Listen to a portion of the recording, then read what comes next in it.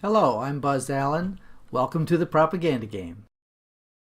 This game is designed to teach people how to recognize more than 50 different techniques that are used to manipulate and persuade how we think and act every day. The Propaganda Game was developed by two friends, Robert W. Allen and the actor Lorne Greene. You may remember Lorne as Pa Cartwright from the 1960s hit TV show Bonanza. Here's a picture of them appearing together on The Tonight Show when Lorne Greene was filling in for Johnny Carson. Bob is the guy in the middle cracking everyone up with one of his famous stories. One of Bob's endearing lifetime customs for resisting arbitrary authority is that he never wore a tie nor would accept any job that would require one. Gives you some idea of the mindset that developed a game designed to teach us all how to recognize the strings being pulled to control our thought and action. Bob Allen was my uncle and the brother of Layman E. Allen, my father, who is the author of Equations, the Game of Creative Mathematics, and Wolfenproof, the Game of Modern Logic. Together, Bob and my dad developed more than a dozen of the nation's first sophisticated educational games in the 1960s, and they pioneered using academic gaming in classrooms to inspire and teach tens of thousands of students across the nation. Graduates of these academic gaming programs include some of the leading educators of today, like Salman Khan and Shantanu Sinha, founders of Khan Academy, as well as many others. Sal Khan himself was actually a national champion in the propaganda game that we're going to explore in detail today. The 55 techniques taught in the propaganda game were first described by a Kent State professor named George Henry Moulds in his book Thinking Straighter. They are divided into 6 sections or types of propaganda, each of which has 8 to 10 techniques, which is a manageable number for playing a game with. We have prepared 6 videos in this series, each one dealing with the techniques used in one of the 6 sections of the game. The best way to use these videos with the game website would be to first watch the video on a section to understand the definitions, and then go try your hand at identifying the techniques used in some of the game examples on the website. Bear in mind that there are really no right answers in the field of propaganda. Many real-world examples use several techniques, and different authors and players will certainly have different opinions about which technique is the dominant one used. The whole idea of this is to get together and discuss, debate, and become familiar with the devices and methods being used on us, so that we can all see how they are employed every single day. A good way to see these techniques is the technique chart accessible on the website. You get there by clicking on the pearl in the center of the section selection screen that is used so you can choose what kind of examples you want to see in the game. You can see examples from any of the 6 techniques sections, as well as content from the different spheres of life and specific subject categories like family relations, bullying, science and religion, political campaigns, or advertising. Section A deals with techniques of self-deception. These are some of the most insidious forms of propaganda because they are ways that we internalize the techniques to convince ourselves of positions or conceptions that may be faulty or based on emotional reasons. These techniques tend to limit and color our fundamental ability to think, analyze, perceive, and even dream. Section B deals with techniques of language and how certain shadings of meaning or linguistic devices can be used to persuade listeners of the value of a proposition or idea without actually having to resort to preparing a coherent argument. Section C deals with the irrelevant use of devices or sayings, references, or unrelated facts to induce others into accepting an idea. Section D deals with outright techniques of exploitation, designed to appeal to our personal weaknesses and insecurities. These are some of the most common and pernicious types of propaganda that we see in public situations. In Section E, subtle structures of logical fallacies are dealt with in the form of an argument, and although these are somewhat sophisticated, these techniques are very common in many areas of daily life. Finally, Section F deals with techniques of maneuver, actual tricks used to control the argument or presentation of ideas. Many debates you will see in the halls of Congress or at the corner bar are peppered with these little gems. In this series of videos, we'll be exploring the definitions of the techniques in each of the 6 sections and presenting examples from advertising, political quotes, and real-life situations that you can find and submit yourself to add to our database of game examples. Now we'll examine the techniques in the self-deception section in detail, along with examples from the game. The online version of the propaganda game allows users to submit their own examples to the database that everyone can use to play with. The examples I'm going to be showing you today are mostly ones I found and created myself. Every player can become an author on this site, and each author can conveniently look at their own life list of submitted examples on the author's life list. Now, as you begin to submit your own examples to the program, you may find that you become somewhat attached to your creations, especially as your vision expands and you begin to see propaganda at work all around us. To get to your life list on the website, starting from the home page, click on the Submissions menu item, and then click on the button for Author's Life List. This brings up the list of all the examples you have submitted to the program, and then you can navigate around in the list to find the particular example you want to present.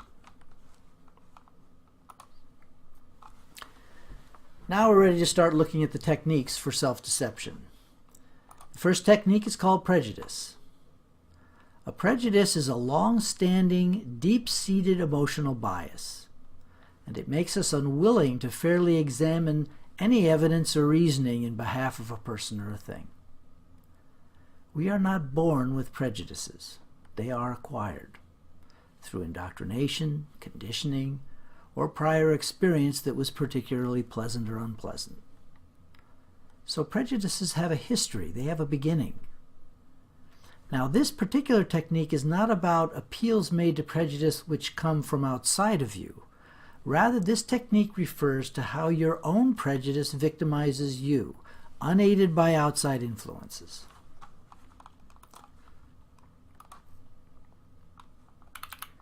In our example, a Caucasian acquaintance says in passing to an Asian man, "You speak so well for an Oriental." And the speaker is betraying their own prejudice that someone of Asian ancestry could not be a fluent speaker of English. In fact, the gentleman in question may have grown up speaking English with a New York accent since he was born.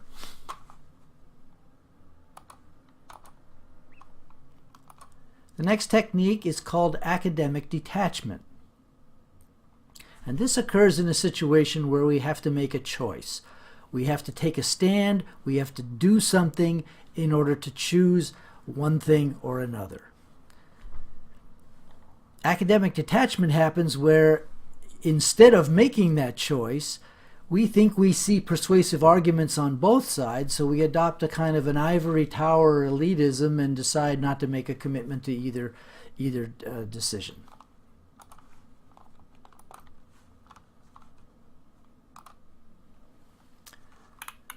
A really delightful example of this occurred in a Calvin and Hobbes cartoon. Hobbes asks, "Is it a right to remain ignorant?" To which Calvin replies, "I don't know, but I refuse to find out." Calvin is thereby actually adopting a position of academic detachment while at the same time demonstrating his ability to remain ignorant. The next kind of technique is called drawing the line. This happens when someone draws a sharp distinction where it's inappropriate to draw sharp distinctions, or forces a choice between only 2 options when in fact there may be other choices that are possible.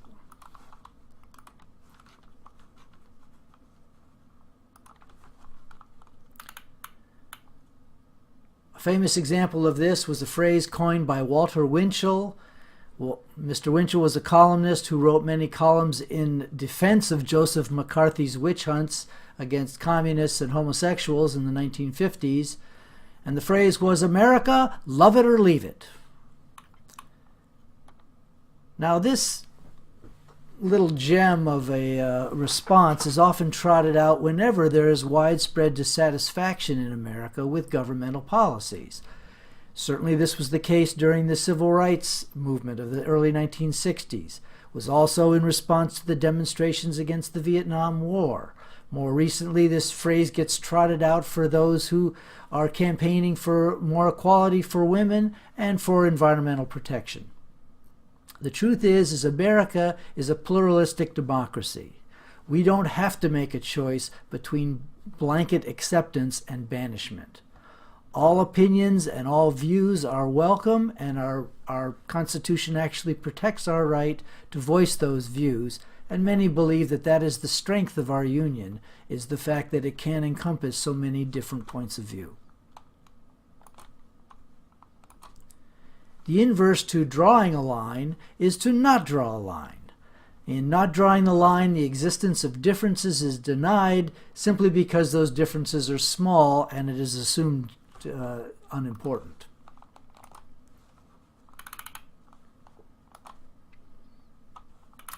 In this example, some young people are drinking beer and somebody says, "Why does the law state that you have to be 21 years old to drink? Does it really make any difference if you're 20 years and 364 days old?" But the truth is that to enact a law or a policy, you have to draw a boundary somewhere. And when you're close to that boundary, it's true. The differences are going to be very small. But if that's the basis of pushing the boundary anywhere you want, it destroys the whole purpose of making a policy in the first place.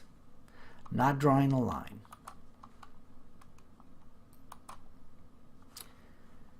The next technique involves one of three different kinds of habits of thought. One could consider these to be prejudices, but in fact, in some cases, that may just be a temperament that was acquired very early on in life. Conservatism is the view that one preserves what is old and familiar or traditional simply because it is old and familiar. Radicals are people who prefer the new and the revolutionary because they're new. Moderates are people who habitually choose middle-of-the-road compromises and avoid the extremes.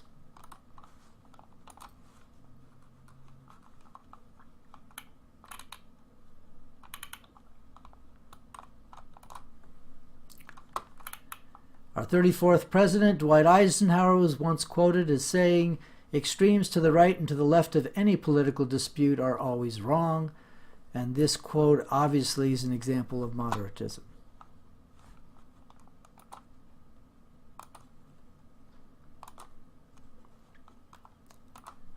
Rationalization is a term we've all heard.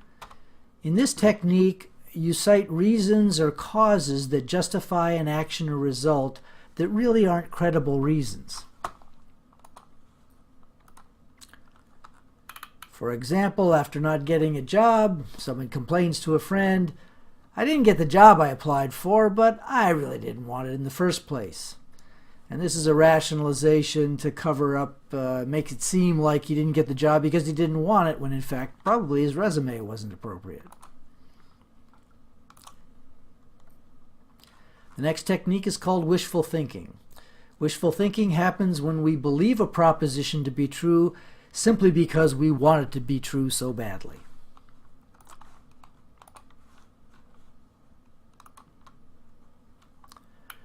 Famous recent example of this occurred in regards to Donald Trump's inauguration ceremony when Sean Spicer, the White House press secretary, announced at a White House press conference, "This was the largest audience to ever witness an inauguration, period, both in person and around the globe."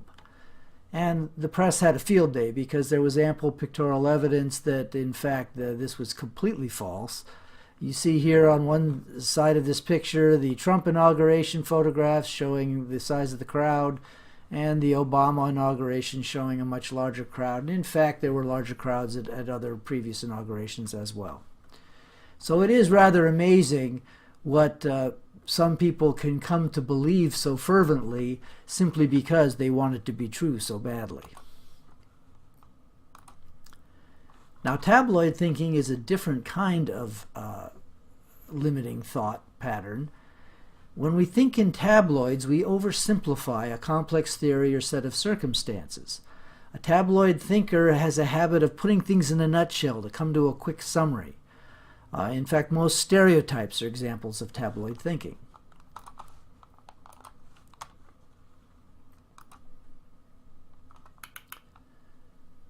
An extreme example of this happened following the Second Iraq War, in which the shock and awe campaign overwhelmed the Iraqi army in a week, and Saddam Hussein was captured and the government toppled. President Bush appeared on an aircraft carrier with a huge sign behind him that said, "Mission accomplished."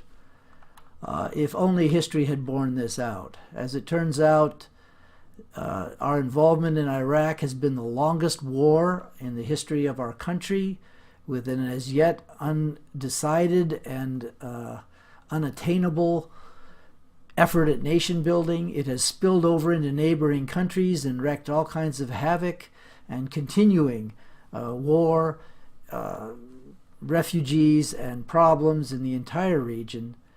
Certainly, to call this mission accomplished at nation building was an extreme case of tabloid thinking.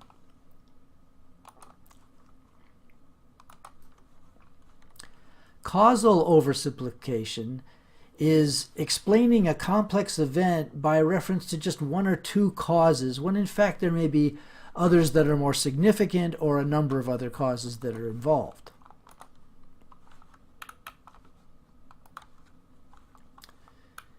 This example comes from a quote made by Margaret Thatcher, the Iron Lady of British Tory conservative politics, when she stated that the problem with socialism is that you eventually run out of other people's money.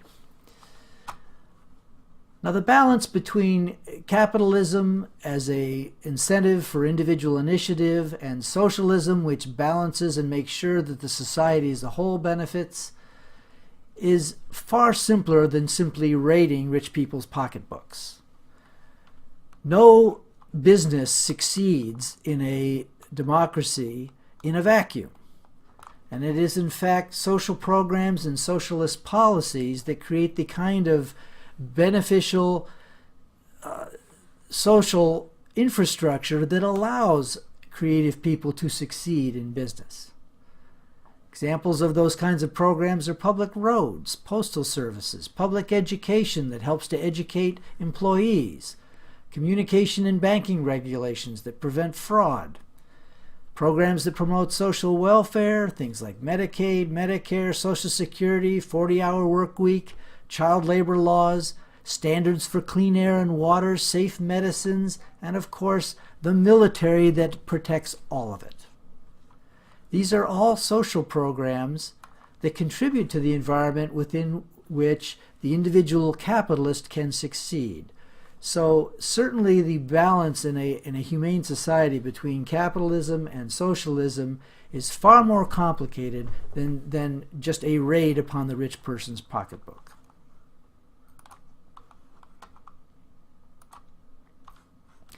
Inconceivability. You declare a proposition to be false because you cannot conceive of it being actualized or it becoming actually realized.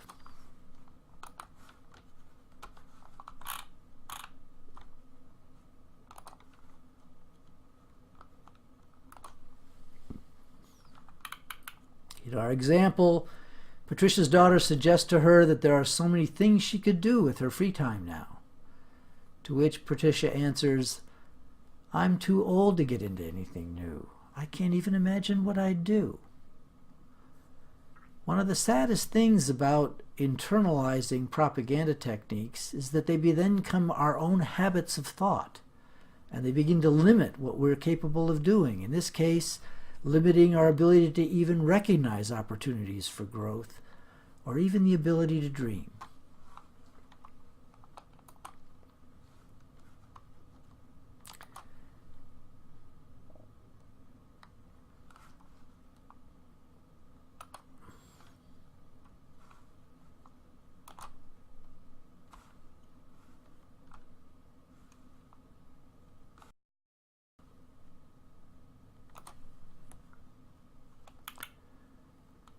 Some things are not propaganda techniques. Albert Einstein standing at a blackboard equals mc squared. This would not be an example of causal oversimplification. In fact, what it represents is a fundamental scientific breakthrough involving a huge simplification of complex mathematical models for the relationships between matter and energy. So not everything that involves a simplification of causes is a propaganda technique. And some of the examples in the database actually should receive the vote of no technique. And in every collection of techniques for a particular section, voting no technique is one option. This completes the consideration of the techniques for self-deception. You now could go on and enter the game and pick out select techniques of self-deception and practice trying to identify which and see how closely your opinion coincides with the author or with other users. Or if you wish, you could go on and look at some of the other 5 videos we made describing the techniques in the other sections in the game.